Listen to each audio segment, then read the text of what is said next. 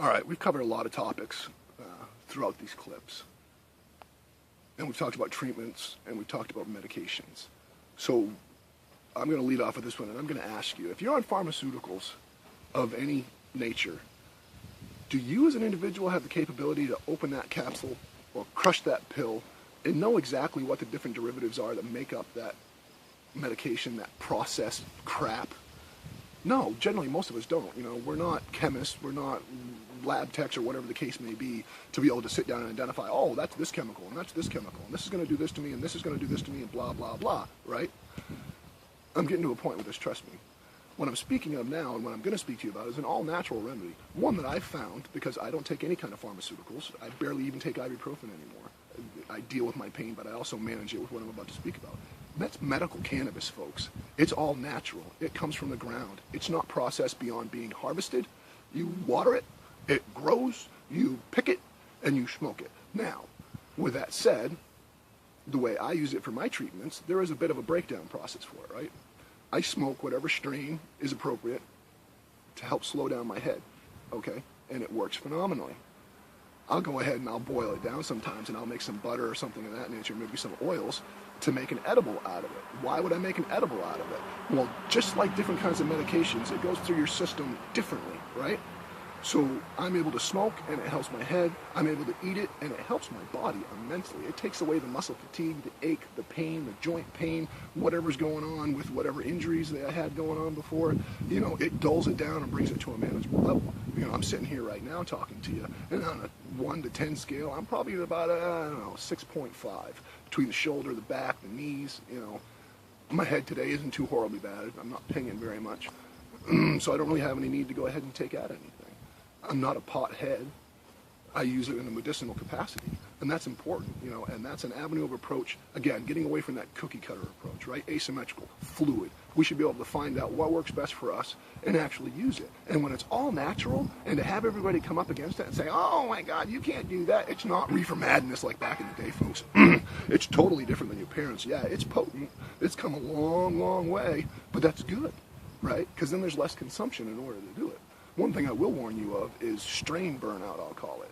When you use the same strain non-stop, you build up a tolerance to it, so you end up having to use more of it. So if you're going to do something like this, do some homework, do some research, go find a grower and talk to him, you know, not your cousin that sits on the couch and smokes out of the bong all day long watching Cheech and Chong or whatever the case may be, but somebody who actually has a clue and knows what the deal is between the strains, with the cannabinoids, with the THC levels, with the CBDs, the things that all make the difference and help this drug work for you, right? I'm not illegally using it. This is why I live in Maine. If you see the mountain range behind me, North Conway's right on the other side of that. Well, actually, the head end of North Conway. And where I grew up, Intervale, New Hampshire, and Glen areas, directly on the other side of that mountain. About a 10-mile hike and I'm there.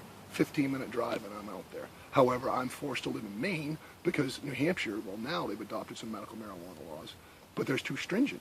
You know, in the state of Maine, I'm allowed to sit here. I can grow my own. I can possess up to 2.5 ounces of processed and ready to use at any given time, and I don't have to worry about getting prosecuted other than at the federal level, you know.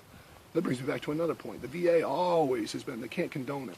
You know, they can't support it. When I first started, because I'm an honest guy, and I always tell everybody, hey, look, no, this is what works. This is the way I do it, and I don't care what you say. I'm going to do it because it works for me.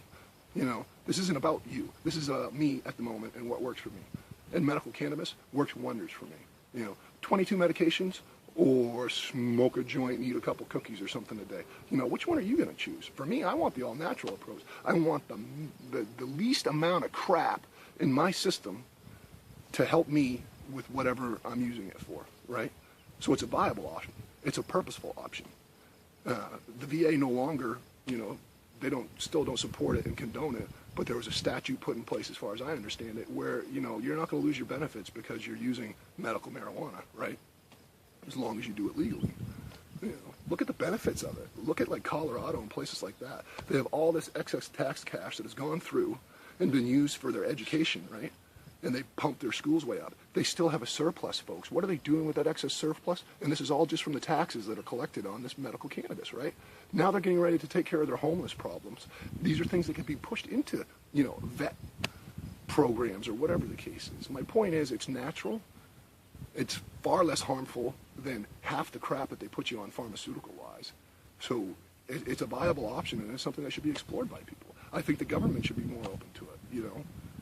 As far as our political system goes, our government goes, you know, you guys that have been sitting up there on the Hill for 30, 40 years or whatever, and are so out of touch with what's going on outside, you know, you owe it to us. We're the ones, the ones who wore the uniform and went and got shot at and blown up and died and didn't come home. You owe it to us to be able to have the best possible approach there is to taking care of ourselves.